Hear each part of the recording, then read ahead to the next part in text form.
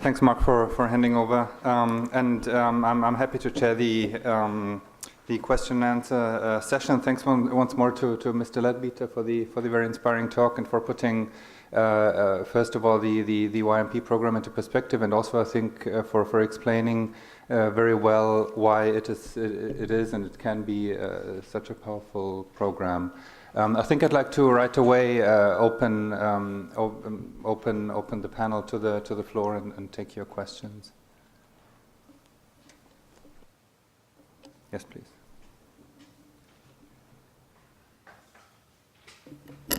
Good morning, and thank you very much to Mr. Leadbeater for this last presentation, but also congratulations to Lund University and the Young Masters program for very, very good presentations and very remarkable achievements so far, it seems. I'll try another one. And for remarkable achievements so far. I have a couple of questions. I'm Jens Dalsgaard from the Danish delegation here at UNESCO. I would like just a practical question on the title, Young Masters Program. I thought I was going to hear about university level education, but basically you've chosen a term which relate for 16, 18-year-old, which to me is a bit confusing, so I'd like to know why you ended up choosing that. And the other thing I would like to know is that you seem to be managing really, really well on your own and have developed a very convincing concept and which also fits very well with the analysis of educational challenges which Mr. Leadbeater shared with us. So what is the substance of the cooperation with UNESCO? What is UNESCO going to contribute? How is the synergy between the Young Masters Program and UNESCO gonna develop over the next couple of years? So those were my questions. Thank you very much. To answer the first question, is this live? Yeah. To answer the first question, as we showed you, the origin of this program was actually our master programs, international master programs, when the name Young Master Program comes from that time.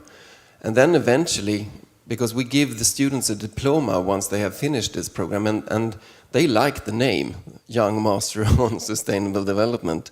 So we have been thinking many times to change the name to something that is shorter and more catchy, but the students like it. They use these diplomas when they apply for higher studies because it shows that they have studied something online, they have taken a course in English provided by a European university, and they like it that way. So far we have kept the name, but I agree it's a bit confusing. Second question, the connection with UNESCO. Let's see. I have high hopes for a further cooperation with UNESCO. I mean, we are part of the UNESCO family and we holders of the UNESCO chair at the Institute. But what I think this event shows is that we really we want to offer this program to the UNESCO networks and see what we can do together, because I think the prospects could be very, very high for this.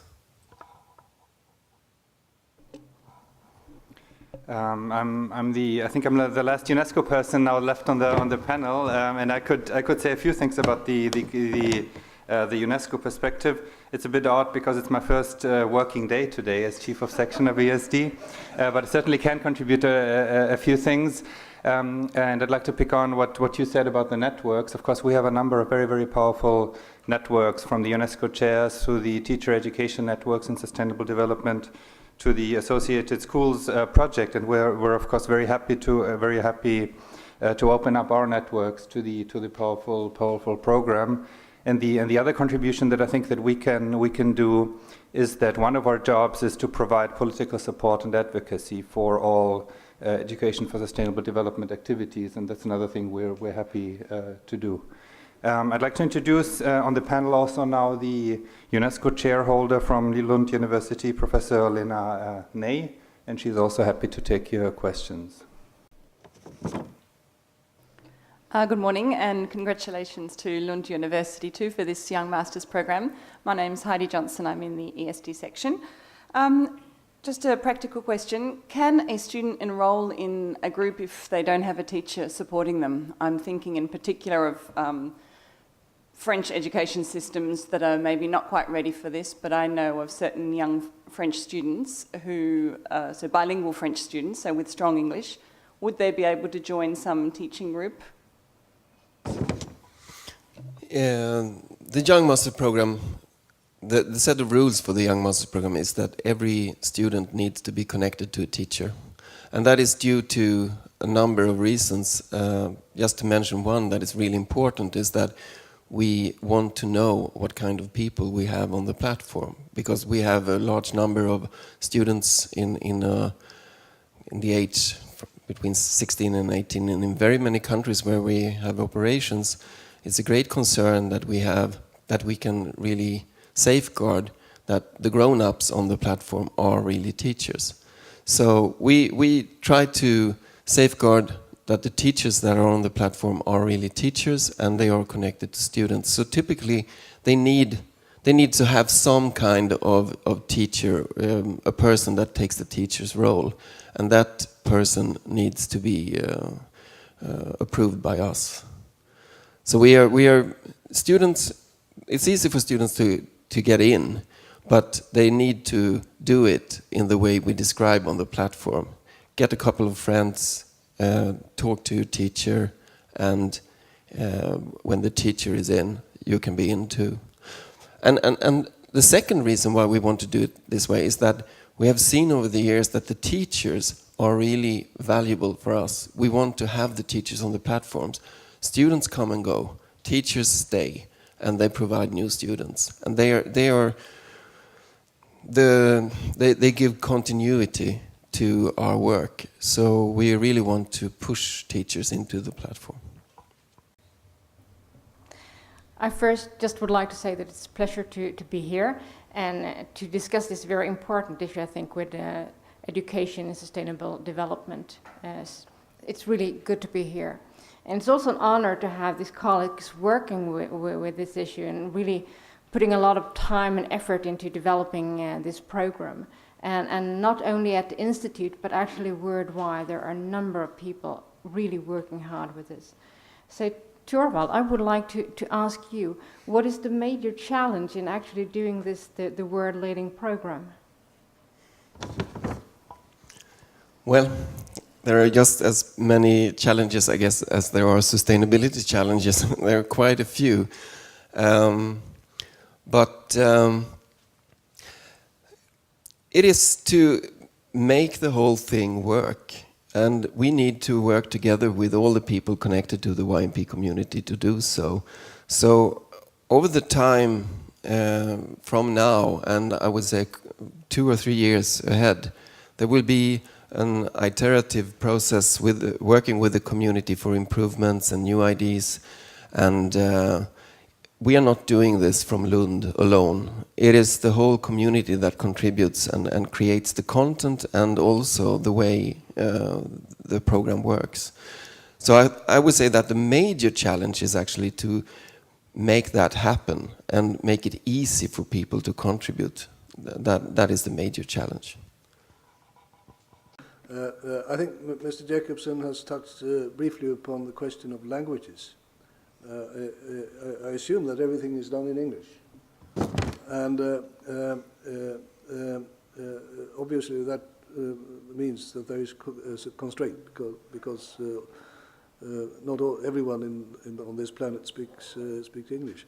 Have you considered translating all these packages into other languages, and how does it work, for instance, in China? Because my understanding is that language English propensity in China is perhaps not very good. Yep. I would say that there are two answers to this. Of course, language is a barrier among people, between people, and English is a common denominator, but it's not as common as you could think, perhaps. And we need to have the platform or the environment welcoming for people from many different languages. But when it comes to the YMP, the course that we are running right now, we have these global classrooms, and we have the need for people to get to talk with each other in one language or another. And we have stayed with English so far, but we do actually